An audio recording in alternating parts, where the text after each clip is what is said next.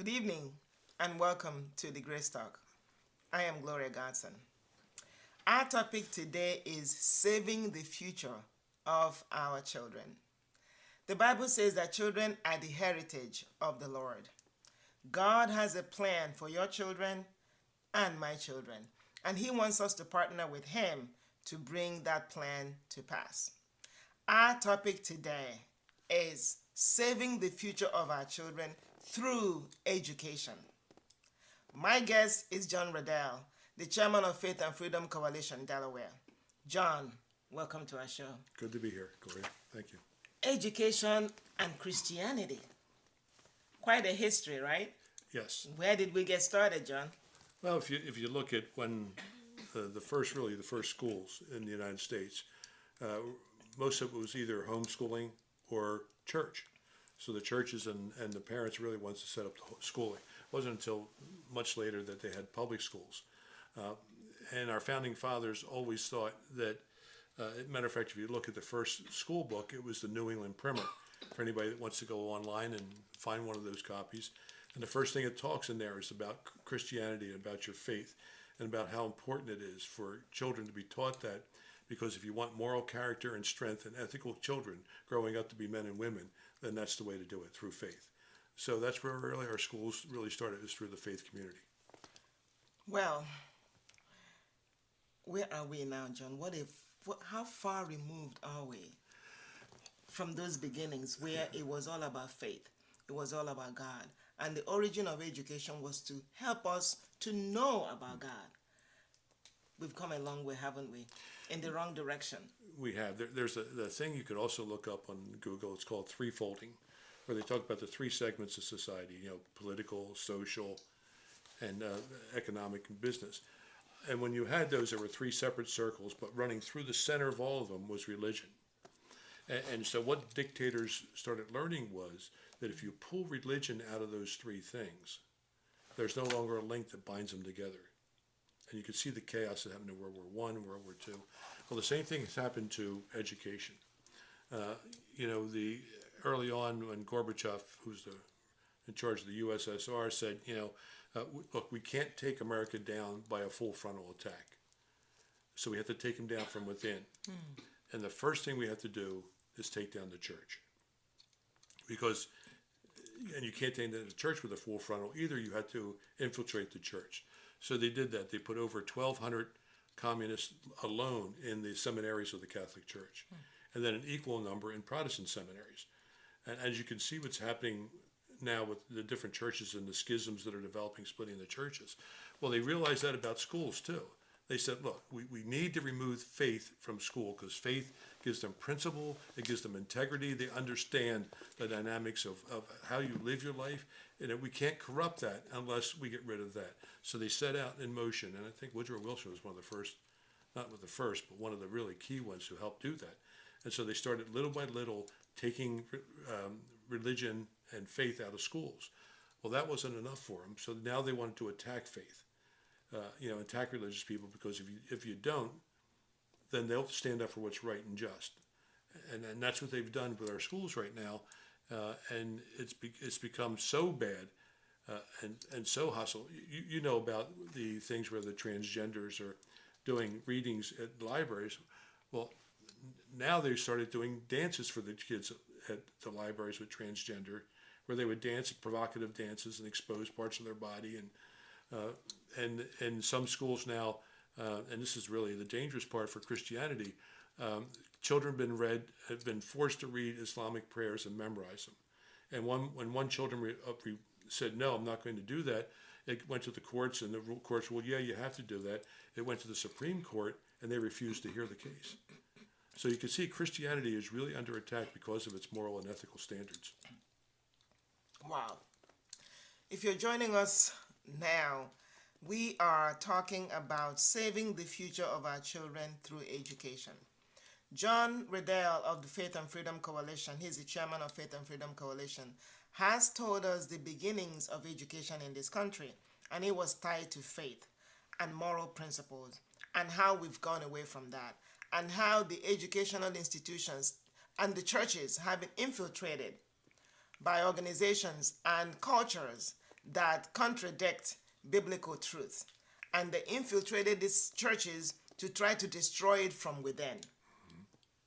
So, John, tell us now what is going on. What is the structure currently of our educational system, and why is it wrong? Well, there's so many levels in it, I had to write them all down for you. Excuse the classes, folks. But right now, if you look at how education runs and how it's structured, no matter how they tell you different than that, the federal government's on top, and then the U.S. Department of Education, and then you have state governors, then you have the state departments of education, then you have the legislature, then school boards, state school boards, then you have local school boards, then you have administrators, then you have principals, and finally at number 10 you get teachers. Now, what are the two ingredients missing from all that? Parents and children. And so they have structured it so right now, and especially in Delaware education, and as far as I'm concerned, we're getting as close to child abuse in our education system as they could possibly get without crossing the line. Because the way Common Core is structured is that the school system will determine what your occupation should be, what you're best qualified for, and they will direct all your courses to that structure. Parents can look at it, but they can't change it. And children have to just abide by it. So when you see that how they're manipulating children into corners where they should not be, we're losing all the creativity of a child. The child is losing all the input of the moral teachings. Because when they're at home, they get it. When they come to school, it's forced out of them. You can't wear a T-shirt. You can't, although you can. You can't bring a Bible, although you can. But you see, children are under such pressure, as you know. If you remember, it was many years ago for me. When you go into school, that teacher and that school really holds power over you. I mean, you know that your future is at stake with the teacher. So they're responding to this. And when they bring these, as far as I'm concerned, there should be nothing about sex in the schools at all, at any level, from anyone. That's not what the school system's there for. And now they'll tell you, well, the parents aren't doing their job. That's on the parents. It's not on the school system. And so right now, when they're indoctrinating children away from what their parents believe, they're dividing families. I've seen more and more families and men come up to me and say, I don't know what to do with my kids. They're at war with me. They don't respect anything that I believe in or do anymore. And so that's what's happening with the education system. Some of the history books, like Common Core, have completely changed. Some of them are written by people who were extreme socialists or a communist movement at one time. Why are our history books being written by that? They're now trying to change the date when the America was formed, saying when they brought slaves, well, that's the real date of our independence. That was not the date of our independence. So they're really mixing kids up. And the children in particular are so pliable and so porous, and they want to please. They want that affection. You can see by what's happening in Texas with the mother who has twin boys and decided that one of the boys should be a girl. And he told the boy that she only hugs the boy when he wears a dress, and he tells her that you have to be careful because monsters like to eat little boys, not little girls. And so the father filed for custody, and a jury denied the father custody. Fortunately, the judge overturned it and said you have to have shared custody. So these are the kind of things, and she's a pediatrician. So these are the kind of things that are permeating every levels of our society, and it starts with the school system, because they know once they get those young, pliable minds, and they can put these thoughts and words into them, those kids will be theirs forever. Wow. John, you just read to us 10 layers of administration in the school system, starting from the government, federal government, and none of those include the parents and the children. That's a complete reversal of how education started. Yes. Which is in the home with the parents and the children. So now it's been taken over by this 10-layer organization that does not include the two critical pieces, the parents and the children. You also reference Common Core and the fact that at an early age, maybe like 13, 14 years old, they set a child on a path. And they direct that child. Basically, the parents cannot change that. Okay, I don't know. I was 14 years once. I still remember when I was 14. One thing I know was I was not clear as to exactly what I wanted my life to look like at 14.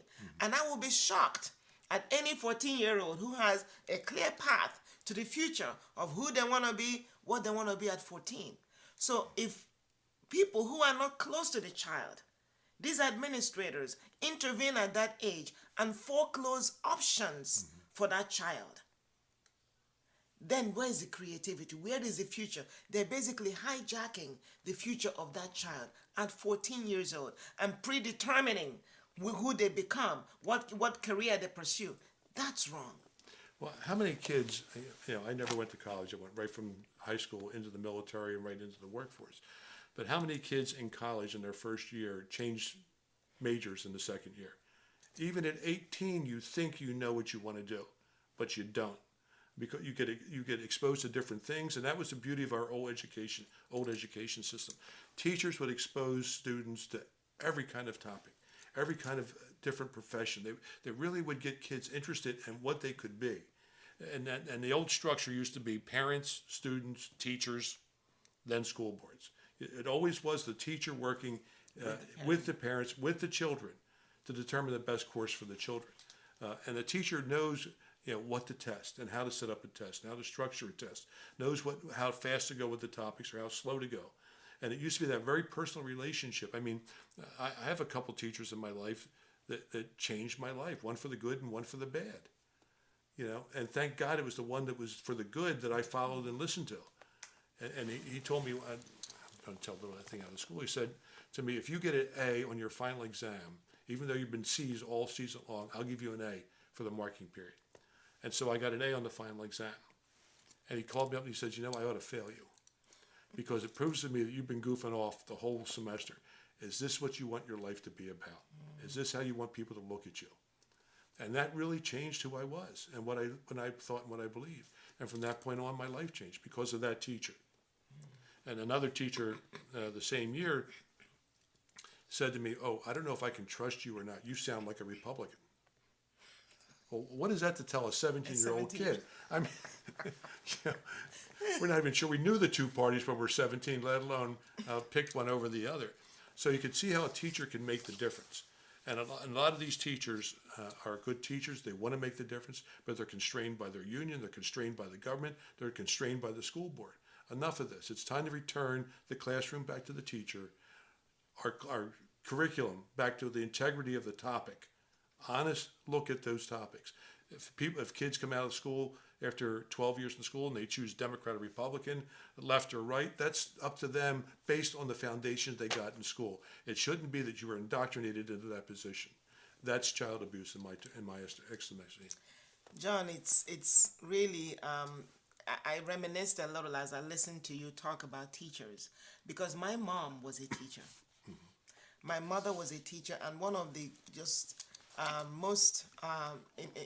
the biggest impressions I had growing up was I would go out with my mom, sometimes to the market, to different places, and people would stop her again and again and again, who were in her grade class, and now they've graduated from colleges, they're doctors, they're lawyers, they're doing different things, and they would stop her again and again and thank her for the impact that she had on their lives at that young age.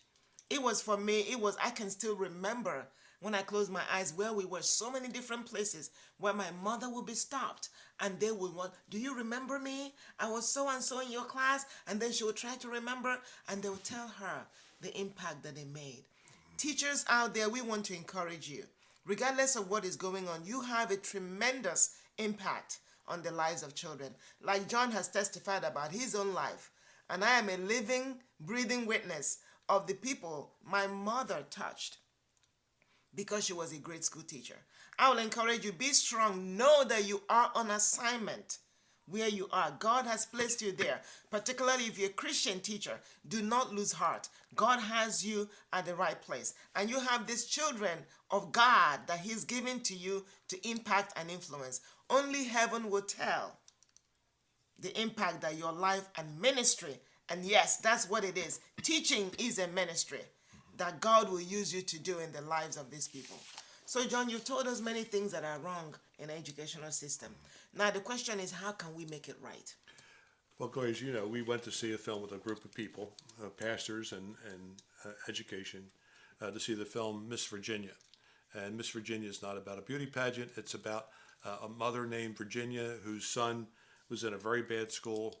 Like the teacher said, we don't have time to worry about your son. We got to worry about the kids that really care. And so she knew, and there was violence in the school. She knew she had to get her kid out of school and into a private school. And the difference was when she went to this other school, they had the time and the resources to spend time with that child. And so at first they weren't going to let the child in, and then fortunately the principal of that school saw the artwork he did and looked at it and said, talk to me a little bit about yourself and about your art. And they took the kid into school. Well, of course, the mother couldn't keep the child in there. So, but this is a classic case because of finances. But this is a classic case where that child was in the wrong place. He was the round peg they tried to squeeze into a square, and they could not get him in there. They couldn't cram it in there, and they kept trying to force it in there. Where this school saw what he was and could work with him specially. So she worked to create what they called, I think, in the film, opportunity accounts. Well, we looked at this, and don't get me wrong, we're trying to strengthen public schools. That's the first thing we have to do. We've got to get indoctrination out of schools. We've got to get special interest groups out of school. We've got to get all these external influences that come, like Planned Parenthood and the LGBTQ, who try to, teach them about things they should not be taught in school. Mm-hmm. That should be taught at home with their family and with their church, their pastor. That's where that belongs. And so we've got to get those influences out. And what's happened with the system now is that you have, for instance, David Coleman's the one that helped design Common Core. It was failing terribly because the SATs didn't match Common Core because Common Core is not good. So David Coleman went and became president of the SATs and changed the SATs to match the Common Core. And then Fearson Publishing started publishing the books for Common Core and buying schools so they could. So you can see it's becoming a monopoly of thought and a monopoly of materials. So what we have to do is we sort of have to follow. I wish I could say Faith and Freedom was so smart we thought this up. We did not. What happened was that Arizona and New Mexico both did systems. Now, they used to have the voucher, they called it voucher systems, where the money went to the schools and the government still tried to get involved with the schools and control them and manipulate them. But these states developed a thing they call empowerment scholarship accounts. And these empowerment scholarship accounts is money that goes to the child, not physically in his account, but it's assigned by the government to that child.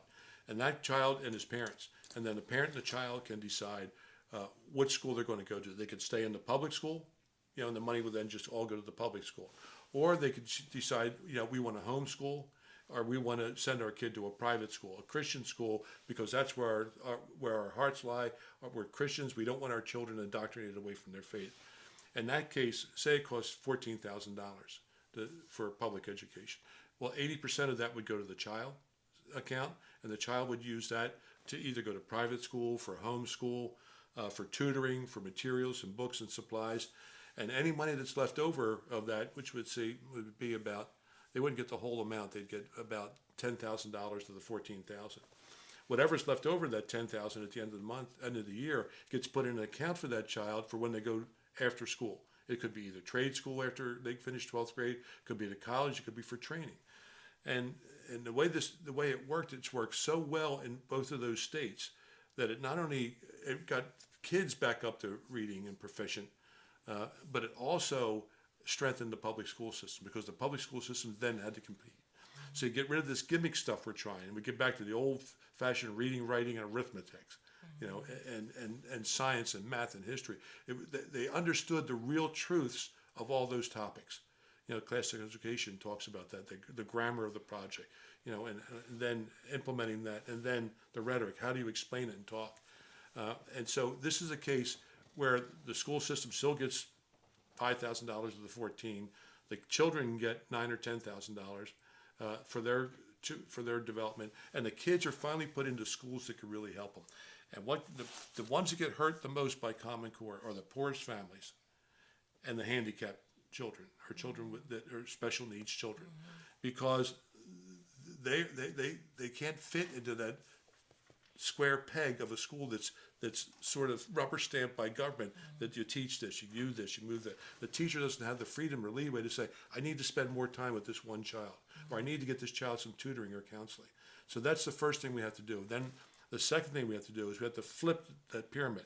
It has to be not the government first, but the parents and children first, and then the teachers in the classroom. and let them structure what that child is going to do and how they're going to do the work. We're going to come back to that second one. Let's go back and recap some of what John is saying, which is very important. Some of what is wrong with our education now. First is that they're taking biblical truth out of schools, and children are being taught things in writing, things at school that should not be taught them about the gender, dysphoria, and all these conversations happening in the school system, which shouldn't happen in that arena. So the schools are taking religious instruction out of the schools and also taking a lot of the faith-based curriculum that used to be a part of school out. In addition to that, you have Common Core, which tries to force-fit a child by the time they are 14 years old to set the course for the rest of their lives of what they're going to be. Everybody listening to the sound of my voice, you know that when you were 14 years old, you had no clue about what you were going to do when you were 50 years old. But that's what this educational system is doing now. And not only setting them, but removing all the other options and the curriculum for them to diversify their opportunity to become different things or to do different things. Another thing that's going on is that the kids in the schools don't have the ability and the resources to participate and to pay for school, to go to the schools that their parents choose. Why? Because you have layers of government involvement in school. 10 layers that does not include the parents and the child. And what John is proposing is that there has been examples in other states of empowerment scholarships where the money that is earmarked for each one of these children, and you will be shocked about how much money is being spent for each child that the kids don't see. So what is being proposed is that what has worked in other states is that instead of just giving that money to the school board where they have layers and layers of administrators, have that money targeted to each child so that the child and the parent can again become involved in the child's education, and they can determine, okay, we want to use some of this money to go to private school, or we want to stay in public school, or we want to homeschool. But that child is no longer forced to have only one option, which is the public school. They now have a diversity of options and they can choose. And John has said that in those states where this is working, an amazing thing has happened because the children and their families have voted with their feet, meaning that they've left the schools that were non-performing. Those schools have woken up to realize that they need to compete for the money. And the schools themselves have gotten better, and the children have gotten better. Everybody's better off. Why? Because competition works. That's what works in America. And the schools woke up. And by the way, what I really liked about that, John, is not only do the kids have the money when they are in grade school, but if they have any left over, the money is kept for them for college. It's almost like a parent putting a 529 plan in place for their children. So the children that don't have the resources within their families to go to college now have a reservoir of funds that can go to college. This is phenomenal. So this has happened in those two states. Yes. Now talk to us about Delaware. What are your thoughts around that here in the state of Delaware? Well, Delaware has been the legislature has been very antagonistic against any of these procedures that would take kids out of the public school. And there's a reason for it, because you can't indoctrinate children if they're not in the public school system, forced to learn something. I've had teachers come up to me, and believe me, this is not a slam on teachers. A teacher changed my life, so I understand the importance of the teachers. But teachers have come up to us and said, you got to help us. We can't keep teaching this junk. This is just terrible. They know they're not. You don't go to become a teacher because you think an easy paycheck. I mean, being a teacher is a hard job. Believe me, we raised 3 kids. I can't imagine raising 30 kids or teaching 30 kids in a classroom. So we need to do that. I mean, we really have to start focusing back on our teachers and the right kind of topics. We've got to trash just about all the books we're using right now from Common Core. We've got to get rid of all of them and really get some expertise. And one of the other things we could do for the parents that want to homeschool, we developed something that we've been working with some pastors across the country called Church Enhanced Homeschooling. And now what that means is that if you go to your church and my church, you look at the diversity of experience you have in those churches. You have people that are scientists, that are doctors, that are lawyers, that are teachers, that are work in business. You could have a church could say, listen, we're going to get a Facebook page, which costs nothing, and every Tuesday or every Wednesday, we're going to have a class on this topic by one of our professionals. And so you could develop a whole training program using these experts to help teach the kids. Or you could have one day at the church that say, look, all you homeschoolers, this day, come to the church. This math guy will be there to help you with any of your problems. So that the people that are afraid to homeschool completely because they're not good in science or they're not good in math will have a resource through the church to help them do that. So there are things that we can do. This is the time when pastors have to stand up without question, and parents have to stand up. They have to start saying our children come first. We're going to start preaching the true word of Jesus Christ from the pulpit. We're going to defend that. We're not going to be embarrassed, ashamed, or offended by it. You remember what Jesus said, those who deny me, my Father, I'll deny them before my Father. It's time to accept Jesus Christ as our Lord and Savior. It's time to accept that his principles, his teaching, his laws, his Father's laws were laws specifically designed to help us and to make us great and good people. And so we need to get back to really educating our children, stop indoctrinating them, start loving them, start caring about them, and start doing the right thing by all our children. Listen, what you're hearing is that we need to fight for our children. Amen. It's the parents that can do this. The government is not going to do it for you. And what you're hearing is that the structure of education right now is it's not supportive of what you as a parent will want to see as an outcome for your child. So you need to get involved. The time of being passive and hoping that everything will work out is far gone. What you're hearing from John is that as a parent, you need to get aggressively involved in your child's education. That movie that we watched, that was exactly what happened. When the parents got energized around it, they were able to change the law and get the resources for their children that they needed. We don't want to spoil the movie for you. It's in the theaters right now. It's called Miss Virginia. Go and watch it. It is really eye-opening, and it will challenge you as a parent to get involved. And talking about homeschool, one of my daughter's friends, her parents are homeschooling her now, and actually some churches come together and they have like they meet in one church and one day in a week, and they have all kinds of experts coming to teach the kids one day in a week. So that's not just you don't have to do it in your church. And even if you don't have the expertise as a parent, there's now a movement in a homeschool kind of movement that they come together in different churches and they teach the kids. And it's really, she loves it. She is so happy, and she gets her work done, and she's doing very well, and her parents are so happy as well with what they're doing. Let's check in with our audience. We have a couple questions for you, John. So let's go in and connect and touch base with our audience. Carol Deck. Hi, Carol.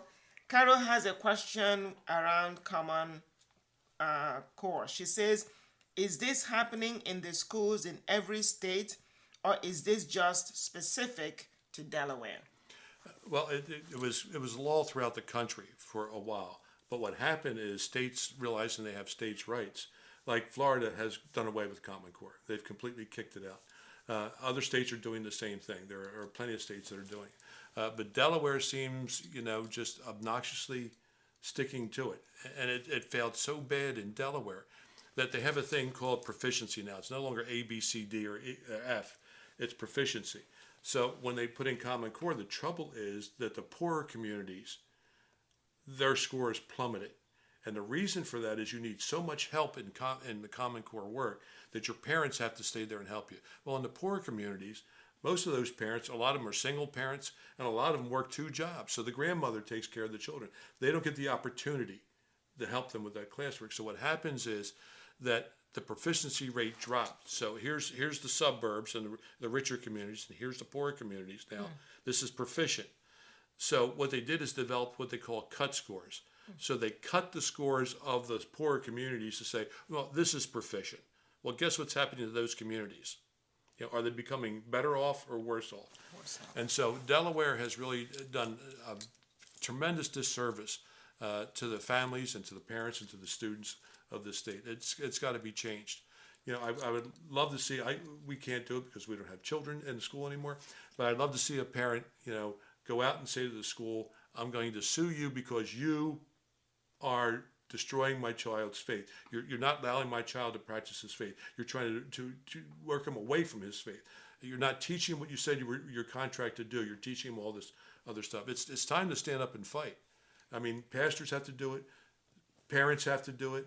You know, and people in the community have to help, because some parents can't be doing all this. But there are people in the community that are retired, like I used to be retired, who can sit and help and tutor and do things. The churches can do it. Pastors have to do it. I mean, this really can be overturned and reversed. But Delaware is one of the primary culprits in this. We're so low. We're one of the highest.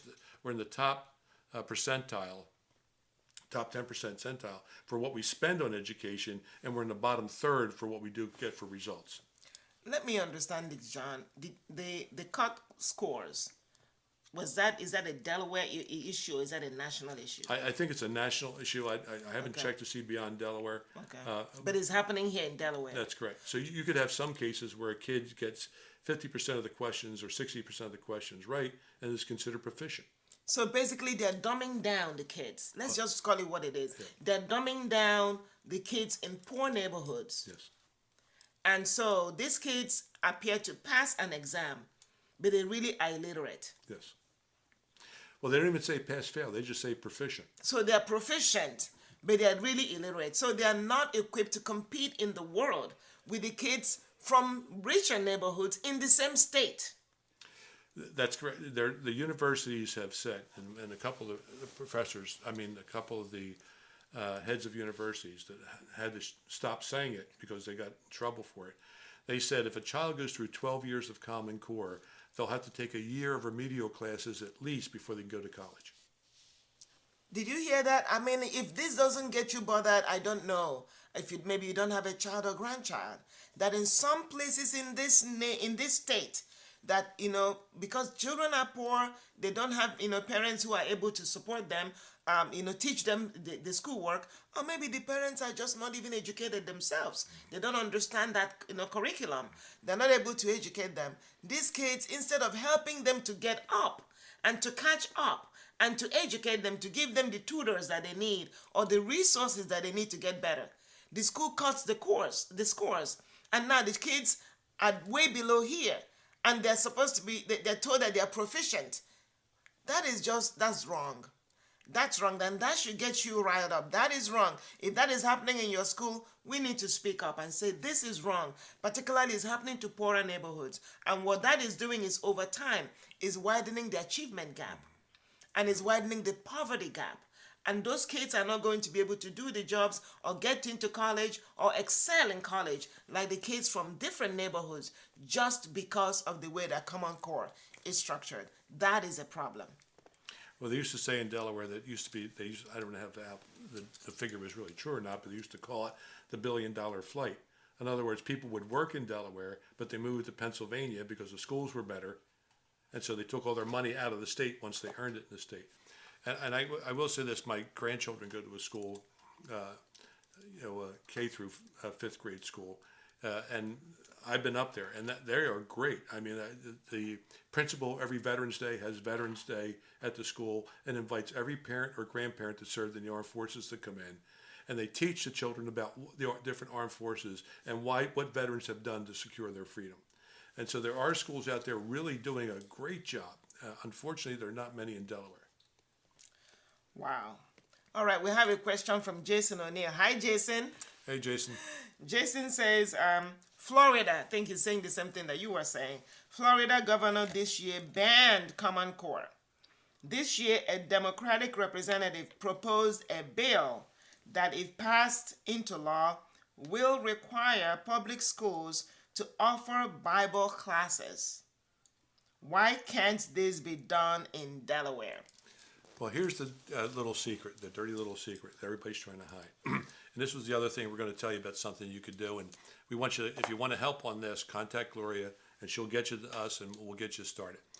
In 1997, there was a law passed that in that law it said, and I'll get you all the details of the law. I don't want to go into all details here, but that law said that every school district, every school board must prove and show how they are protecting religious liberty in order to receive federal funds. I guarantee you there aren't many school boards making that report. So we wanted you to, we'll provide you all the paperwork, all the documentation. You can take it to your school board and say, could you please give me the information about how you're protecting religious liberty? And when they say, well, they're not going to have it. They're going to say, well, we're going to have to report you to the government because you don't get funds if you're not doing this. And then they could present to them another thing that has been approved in other states and verified by judges it's acceptable. It's called a course on the Bible.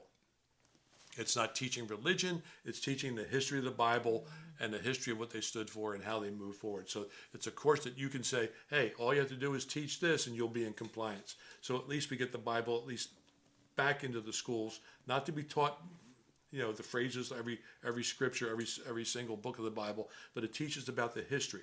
And let's face it, the Bible is a great every quarter of history, historical record. So that's one of the ways you can start. Absolutely. Thank you, Jason, for that question, and John. And last week, we actually had Nixie Larimore here on the show, and she indicated that there was an opportunity. And again, if you need any of this information, reach out to me, where pastors can have instruction, Bible instruction, off the school premises. Then the schools are required to release the kids to come to a church or an organization where they can learn Bible.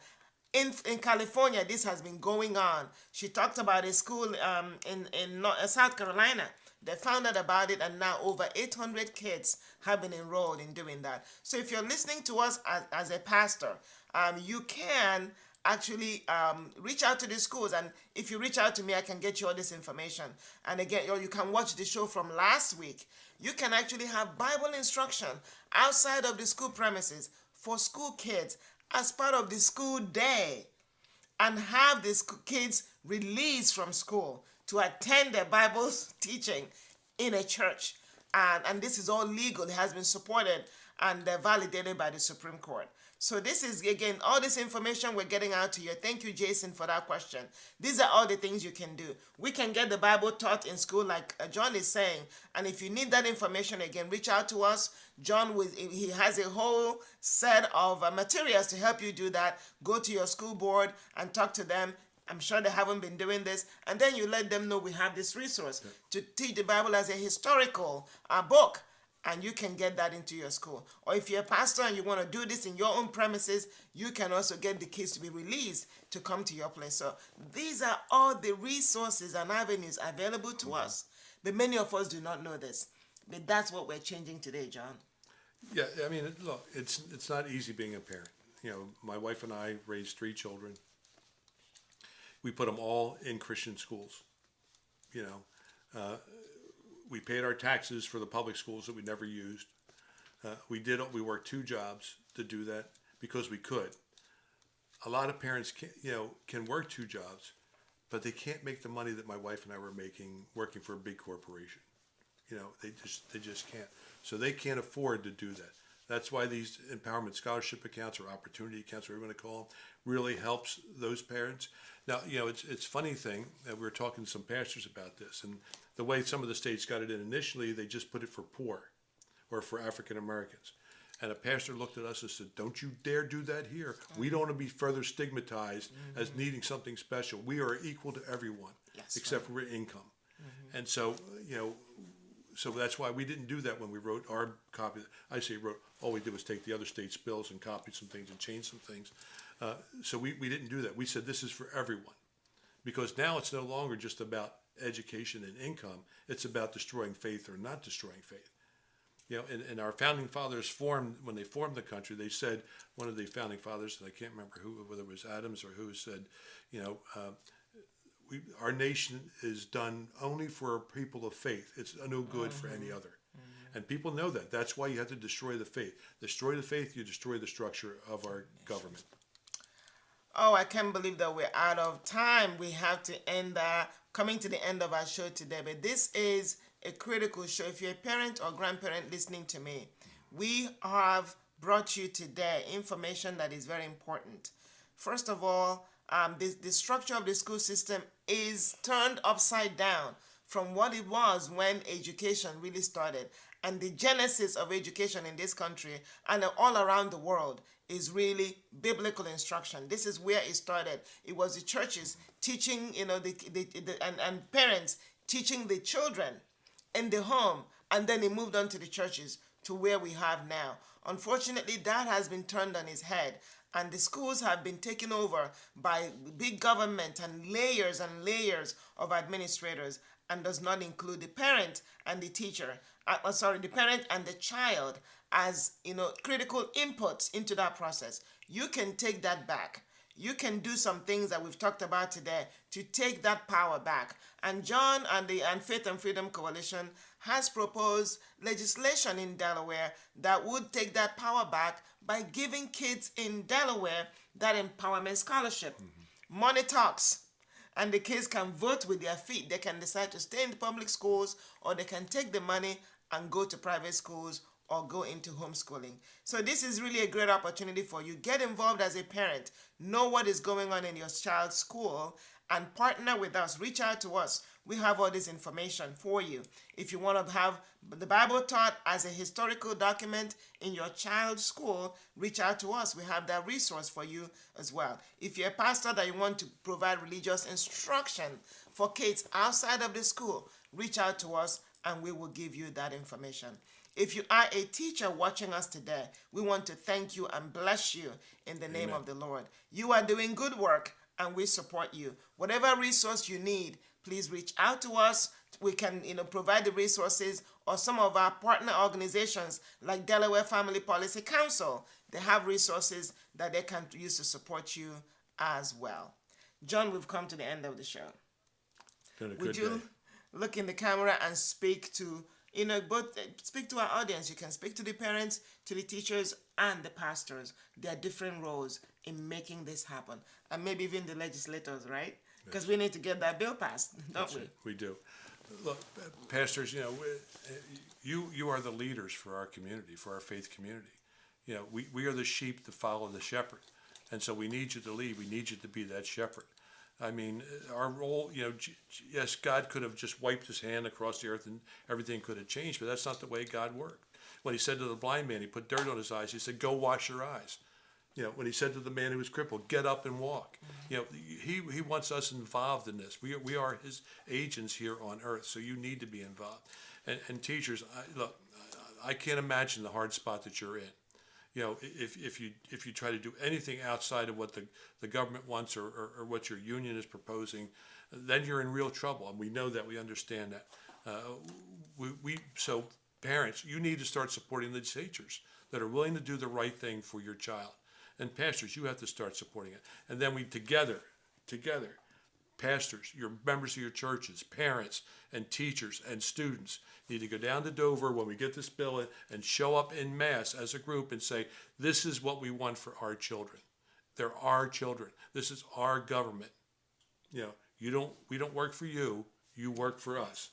And that's what we have to start doing. We have strengthened that. We have strengthened our Lord and Savior. We have strengthened our community. We have strengthened each other. It's time to exercise that strength and do the right thing for our children, because it's on us if it's not done. Thank you, John. What a good note on which to end. A call to action for you to get involved. And by the way, if you're a teacher and you want to opt out of the teachers union, there is an alternative, and we talked about that last week. Look at our show last week. There is an option for you to get out of the secular teachers union and participate in a different union that is faith-based, that can protect your rights and allow you to be a Christian in the public school. Thank you so much for watching us today. Like us on Facebook, and thank you again. If you need any of this information, reach out to us. We will be there for you. Good night. Good night. And God bless you.